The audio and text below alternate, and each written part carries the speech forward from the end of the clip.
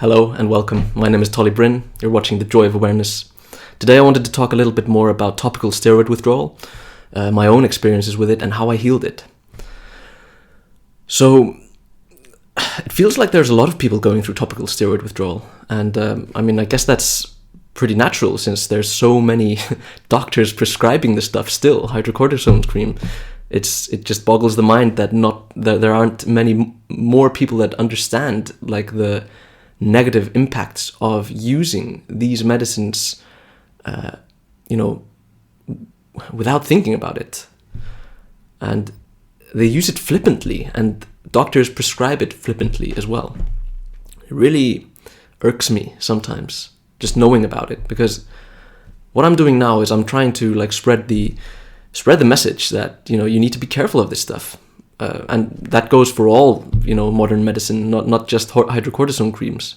But this is where I have the most experience, personal experience of going through the withdrawal process of removing these medicines from my life.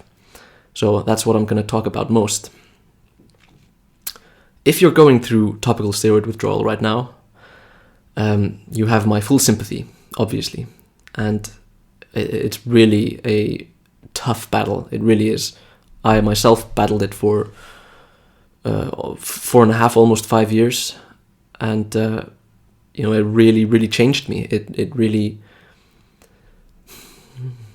It's hard for me to say whether it actually made me a better person or if it kind of messed me up. Probably a little bit of both, actually. I guess chronic pain and chronic illness will do that to you. It's kind of like a forge, you're like a sword being constantly put back into the forge and beaten and all that. And it makes you stronger and also makes you sharper, I guess. Anyway, putting strained metaphors aside, the way I healed my topical steroid withdrawal, finally, after years of battling it, was incredibly simple, really. And it's what I've been talking about in all of my videos. It's fasting and a simple diet, and that's basically it. Throw in a bit of prayer in there and you'll be good. The prayer is basically to help you get through the fasting part and the simple diet part. And just to keep your mind sane, really, because that's what you need.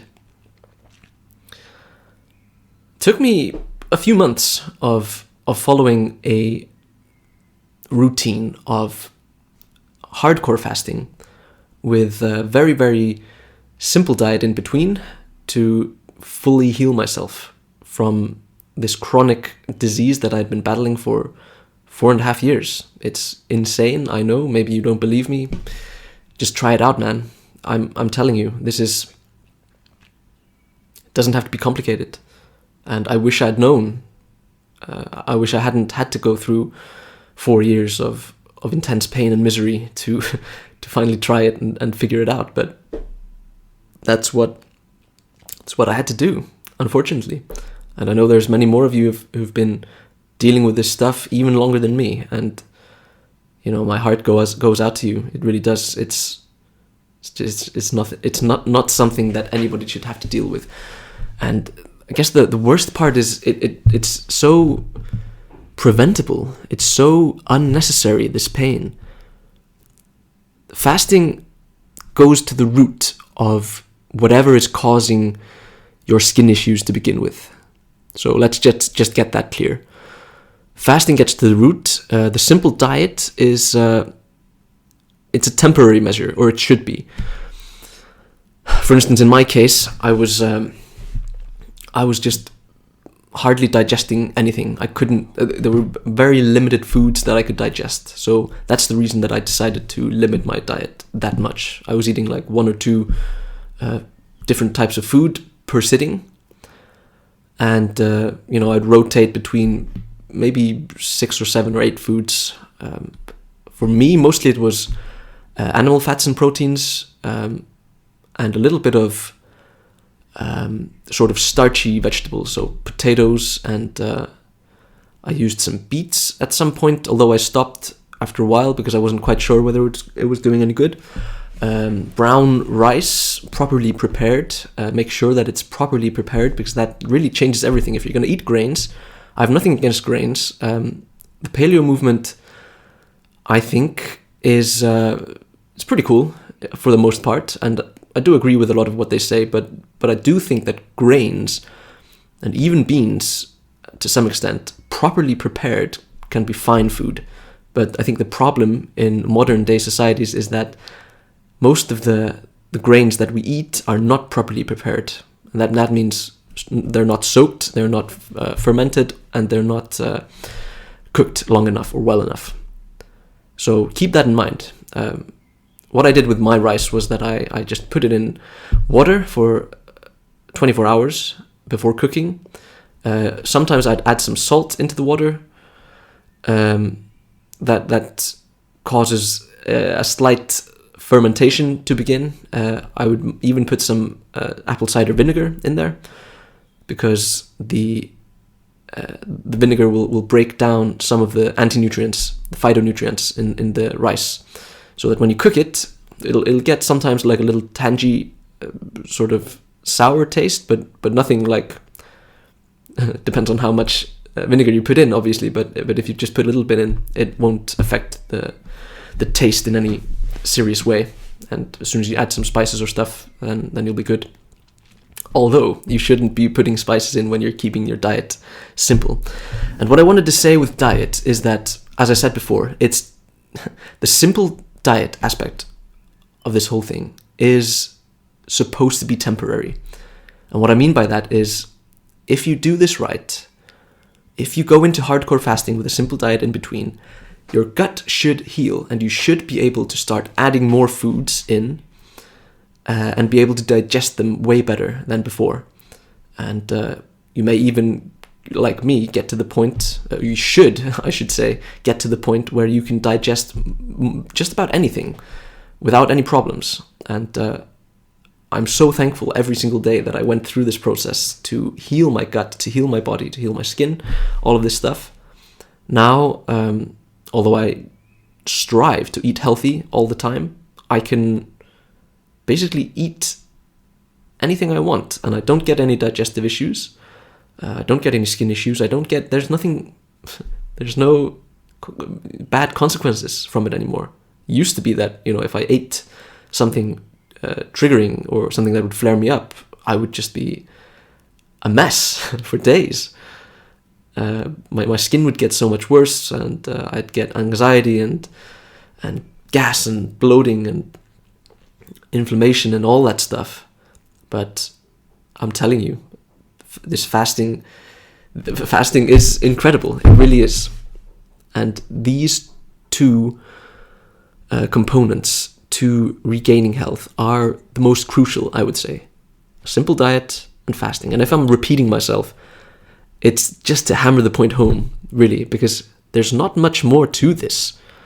Obviously, there are things that you need to research with regards to fasting in order to be able to do it efficiently and safely. I would also recommend just reading a lot of anecdotes and just getting into the mindset that, fasting is actually fine. We have this weird idea that we have to eat 3 meals a day or 6 meals a day. Like when I was more into bodybuilding when I was younger, the whole thing was, eat 6 meals a day so that you keep your metabolism burning, so that you burn fat and build muscle. And, what a load of crap, really. Now, I just look at it completely differently. The more time that your body gets in between meals to fully digest and also to heal whatever minor damage may have been accumulated in your cells or toxicity or whatever, the better. And eating 6 meals a day for your entire life, that's not gonna give you any semblance of good health, I would say. So I'm going to keep this video quite short, but I'm going to make this part of a series on topical steroid withdrawal, because I know there are so many people out there really looking for information and just guidance, I would say, on how to get through this, because it's more than just waiting it off. That's what I thought at first, and that's what the support community around topical steroid withdrawal says is the way to go. And Dr. Rappaport, God bless his soul, he says that as well, that it's just a matter of waiting, and you should just allow yourself to eat whatever you want or whatever you crave. Just eat pizza and eat candy and stuff like that. And no, don't do that. Don't do that, really. You have way more power than you think to affect the trajectory of this illness, and I challenge you to take on that responsibility. Stop saying, the doctors did this to me and I have to wait it out now. Start saying, okay, I blindly trusted the doctors. That was wrong, and I now know that. I don't blame them, and I don't blame myself. Although you could blame them a little bit, but that's beside the point. And then you should say, now I'm going to do everything in my power to overcome this illness and to become healthy and to become thriving. And you have the tools. You have the tools now. And it's so simple that it's almost funny if it weren't so sad. But anyway, stay tuned. If this video helped you at all, then like and subscribe. Tell me in the comments below if you want me to talk more about a specific issue, or if you're dealing with topical steroid withdrawal, you can send me a message or comment down below as well, and we can get in touch. We can talk things over. But for now, go out there and fast, simplify your diet, and may you heal and find the health that you want and need and seek. Peace.